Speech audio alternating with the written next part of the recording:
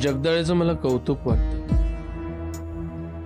कौतुक अशासाठी की कुठेही झटकन आपलेपणानं मिसळून जाण्याची त्याची वृत्ती. त्याला कुठे न्यूनगंड नाहीच, ना जातीचा ना परिस्थितीचा.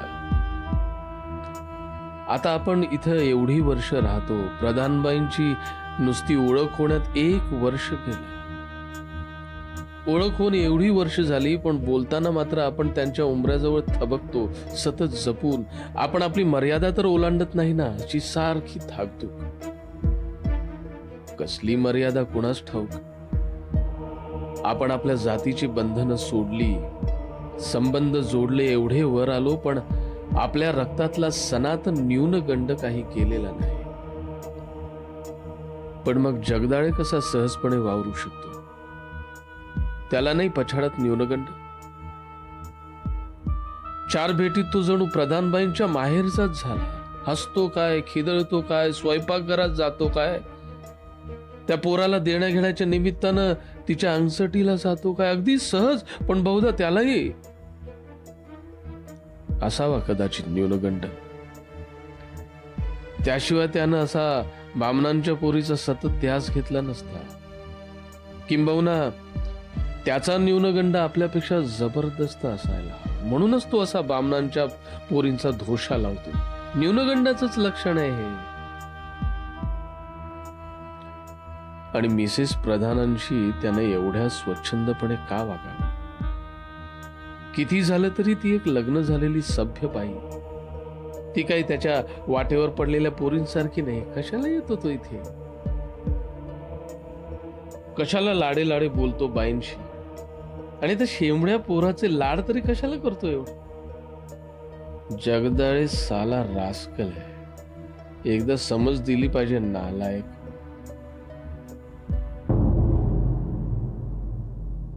ए लेले, परवा ये ना ग घरी. अमेरिकेहून माझ्या धीराने इतका सुंदर टीव्ही सेट पाठवलाय आणि काय शिफॉनच्या साड्या पाठवल्यात म्हणून सांगू. तुला सांगितलं का ग? त्याने अमेरिकेतच एका मुलीशी जमवलंय म्हणे. काय सांगू? ये ना ग परवा प्लीज. मी नाही येणार. आता तूच ये. मागच्या वेळेला मंगळागौरीला बोलवलं तर तू नाही आलीस. ऑफिसमधल्या सगळ्या जणी आल्या होत्या, पण तू आले नाहीस. दाते आल्या होत्या, कुलकर्णी आल्या होत्या, साठे आल्या होत्या. मी नाही येणार. तुला माहिती आहे ना माझ्या सासूबाईंचं सवळं केवढं कडक आहे. 4 दिवस आल्या ना तरी जीव नुसता हैराण होतो. आणि मुंबईच्या 4 खोल्यांच्या फ्लॅटमध्ये एवढं सगळं शक्य आहे का? त्यात माझी पाळी आली म्हणजे बाई बाई बाई नुसतं अवघड असतं. हो, साठेबाई ऐकलत का? कुलकर्ण्यांच्या मिस्टरांनी गाडी घ्यायचं ठरवलंय. होतंय बाई, बोलणार तर आमच्याशी पैसे. चल ग, काहीतरी. यांची कंपनी देणार आहे, आम्ही थोडीच घेणार. अगं तेच ते. आणि लेलेबाई तुम्ही वाटत नाही हा 2 मुलांच्या आई आहात ते. काय मग फॉर्म टिकवलाय तिने, डायटिंग करते. आता आम्ही तिशीतच गेर कमरेचा वाढवून ठेवलाय.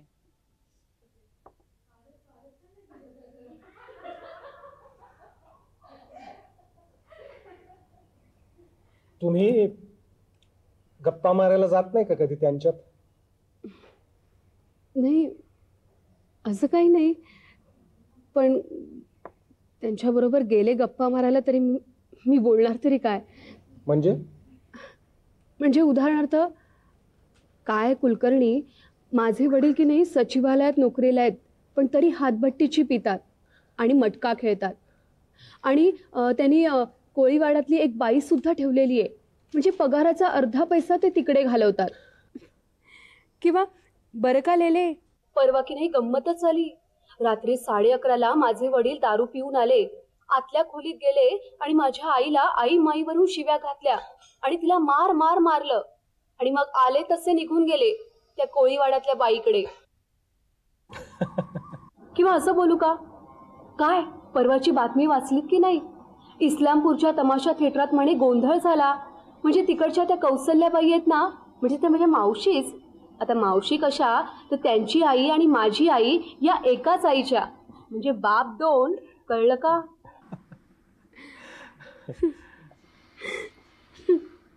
पण तुम्हाला भीती कशाची वाटते?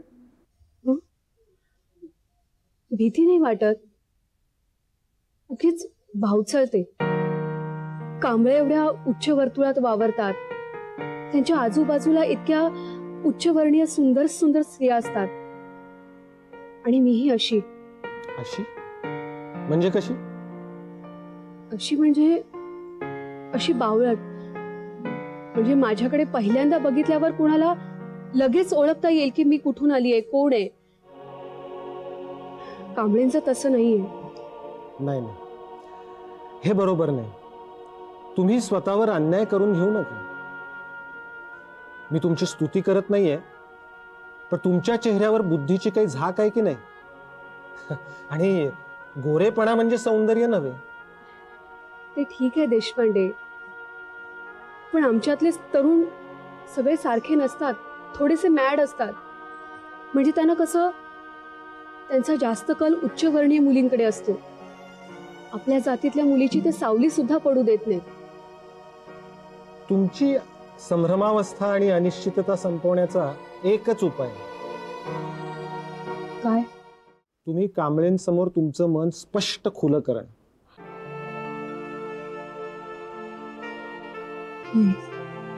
अरे, तुम्हाला भीती कशाची वाटते?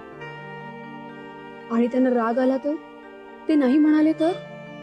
ते आत्ता कळलं तर बरं होईल. वर्षभर ध्यास घेऊन कळलं तर पुढे त्रास होईल. आणि तुम्ही हे गृहीत का धरता? नाही, खरंच मला भीती वाटते. नाही, पण तुम्ही स्पष्टपणे त्यांना तसं सांगू नका. तुम्ही बोलण्यातून नुसत्या हिंट्स द्या. नंतर एक स्पष्ट पत्र पाठवून द्या. तिथे मात्र कुठलाही आडपडदा नको. नाही, मला पत्र पाठवायची भीती वाटते. मी त्यांना 4-5 पत्र लिहिली होती, पण नंतर फाडून टाकली. हे बघा, मी तुम्हाला भरीला पाडत नाही, पण मला तुमचा अस्वस्थपणा कळतो. हा तुमच्या आयुष्याचा प्रश्न आहे की नाही? मग भीती काय कामाची? भीतीनं तुमच्या आयुष्याचं मातेरं होऊन जाईल. हे बघा, काही काही निर्णय अगदी धडाक्यानंच घ्यायचे असतात. मी सुद्धा घाबरून असा एकदा झटका खाल्लेला आहे. म्हणजे? खरं म्हणजे हे मी कुणाला सांगत नाही, पण तुम्हाला त्याचा उपयोग होईल म्हणून सांगतो. मी सांगलीला लेक्चरर असतानाची गोष्ट आहे. ती मुलगी खानदानी मराठा होती. बाप तालेवार 5-6 सोसायट्यात अध्यक्ष होता. आणि मी असा भीत राहिलो आणि असंच हासं करून घेतलं स्वतःच. म्हणजे काय झालं पुढे? पुढे काय? काहीच नाही. तिचं अशाच एका बागायतदाराशी पुढे लग्न ठरू लागलं. तेव्हा मला काय वाटलं ते मी सांगत नाही, पण एके दिवशी वर्ग संपता संपता नोट्स देण्याच्या निमित्तानं तिनं हसत हसत मला हे सांगितलं आणि माझ्याकडे रोखून पाहत माझा निरोप घेतला. याचा अर्थ काय काढावा मला काही कळेना. वाटलं तिला तसं वाटत असतं तर स्पष्ट सांगितलं असतं. मी काहीच बोललो नाही, नुसता तडफडलो. पुढे तिच्या लग्नाची पत्रिका आली आणि लग्नाच्या 8 दिवस आधी तिचं पत्र. ते वाचून मात्र मी हादरलो. त्या पत्रात मात्र तिनं तिचं मन अगदी स्पष्ट उघडं केलं होतं. तिचं असं म्हणणं होतं की तिनं स्पष्ट हिंट्स दिल्या तरी मी तिला काडीचाही प्रतिसाद दिला नव्हता. त्यामुळे ती भयंकर अस्वस्थ झाली होती. तिची अशी मनोमन समजूत होती की माझं तिच्यावर प्रेम आहे आणि तिचं लग्न ठरू लागल्याचं तिनं मला सांगताच माझ्याकडून तीव्र प्रतिक्रिया येईल अशी तिची अपेक्षा होती. पण मी संभ्रमात राहून तसं काहीच केलं नाही. त्यामुळे ती निराश आणि उदास झाली आणि त्या झटक्यात तिनं लग्नाला संमती देऊन टाकली. पुन्हा तिला उपरती झाली आणि मग तिनं ते पत्र लिहिलं. तिला असंही वाटलं की तिनं तिचं मन स्पष्ट केलं नसावं, म्हणून हे पत्र. बस मग तुम्ही काहीच केलं नाही काय करणार होतो मी? का पण? कारण सगळं फार पुढे निघून गेलं होतं. त्या अवस्थेला मी जर तिला ते सांगितलं असतं तर तिला आयुष्यभराचं दुःखी केलं असतं. मला काय वाटत होतं ते तिला जन्मभर अज्ञातच राहिलं आणि तेच बरं झालं नाही. लग्नानंतरही तिनं मला चोरून 2 पत्र पाठवली होती. मी ती फाडून टाकली. तिला एका शब्दानंही काहीही कळवलं नाही आणि सांगली सोडून इथं आलो. आता ती एका राज्यमंत्र्याची पत्नी आहे.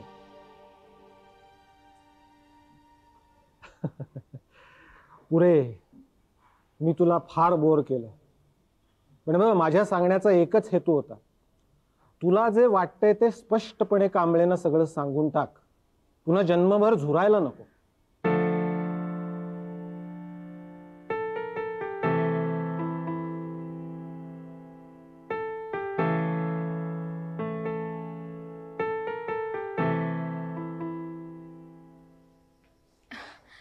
सॉरी हा, तुम्हाला वाट पाहावी लागली. नाही, मी पण आत्ताच येतोय, बस ना.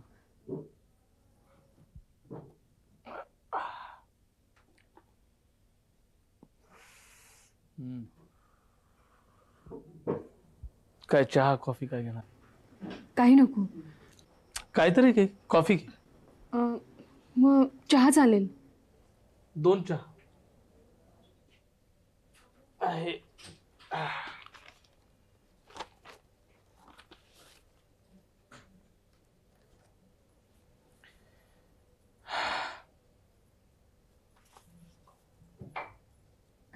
छान आहेत,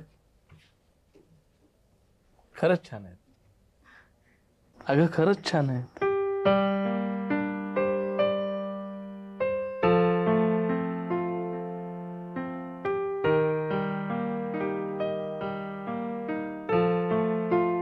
ह्यातल्या कुठल्या तुम्हाला जास्त आवडल्या? बहुतेक सगळ्याच, पण ती कुंकुवाबद्दलची आहे ती जास्त आवडली. तुझ्या कवितांमध्ये एक नॅचरल रिदम आहे, आवेग आहे. कुणी छापतील त्या. हो, पण त्या शुद्ध लेखनाच्या चुका जरा बघ ना नीट.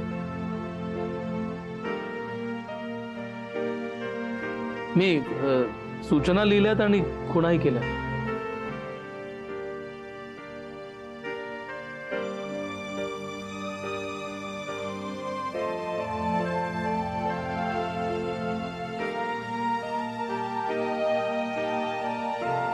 काय झालं? काही नाही.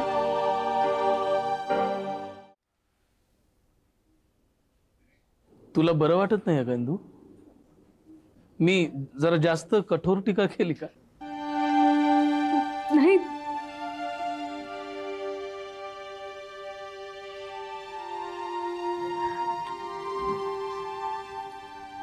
नाही, काही नाही.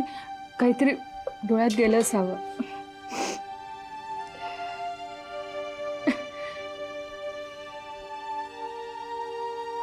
मी कविता पुन्हा लिहून तुम्हाला परत दाखवेन. हो चालेल, पण त्या शुद्ध लेखनाच्या चुका नीट व्यवस्थित दुरुस्त कर. हो, पण असं भेटून नाही चालणार. कमीत कमी 3-4 तास काढावे लागतील. हो चालेल ना, रविवारी. हो चालेल, पण कुठे? कुठे तुम्हीच सांगा ना. तुझ्या घरी? माझ्या घरी नको. माझ्या घरी चालेल.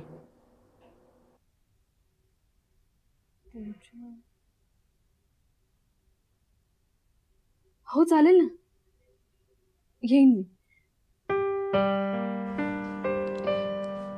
घे ना.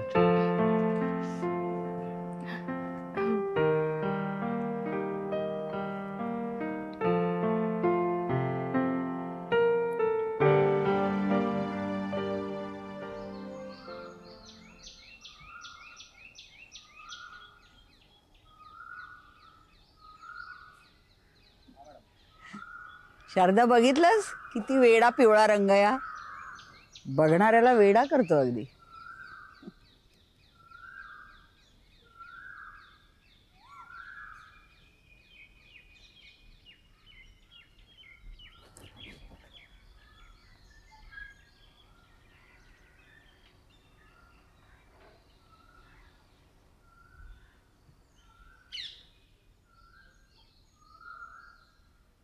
अरे भगवान भगवान ए भगवान, अरे काय झालं? ये ये बैस असं, ये ये. चुकलो ताई, माफ माफ कर. असं काय करतोस भगवान?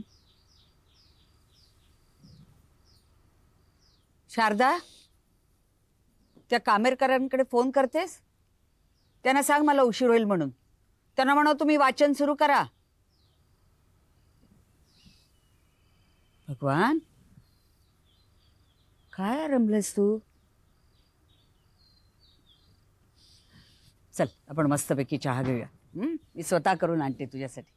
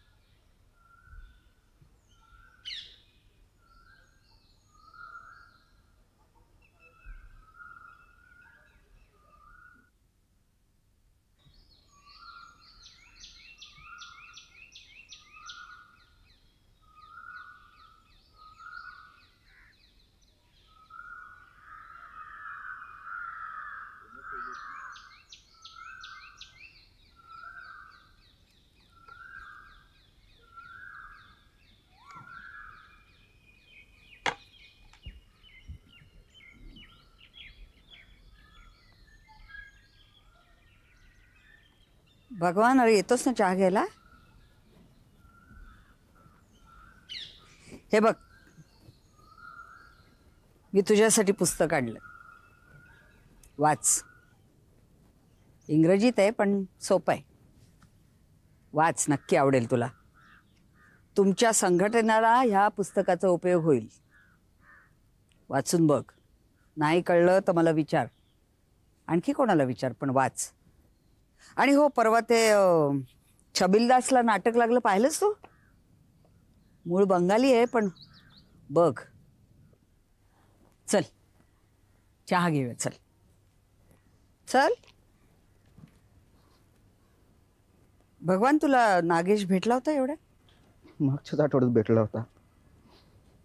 तोच बोलला ताईला भेटून घे बेटा, सांगितलं तुम्हाला. तसं नाही रे, तेवढ्यासाठी नाही म्हणत आहे मी. त्या वैशालीनी त्याच्या कवितांवर चर्चा ठेवणार होती ती. तू येतोस? कशाला ताई, मला काय कळतंय कवितांमधलं? मी काय कवी आहे का? मग मला तरी कुठे काय कळतं? मी थोडीच कवयित्री आहे. अरे पण MA ला मराठी वाङ्मय घेतलं होतंस तू. नापास नाही का झालो ताई, माहिती आहे ना तुम्हाला. हे बघ, नागेशची कवितांवर, विशेषतः दलित कवितांच्या संवेदनशीलतेवर काही विशिष्ट मतं आहेत आणि ती तू ऐकायला हवीस असं मला वाटतं. कशाला? मी त्याला दलित कवी मानतच नाही ना.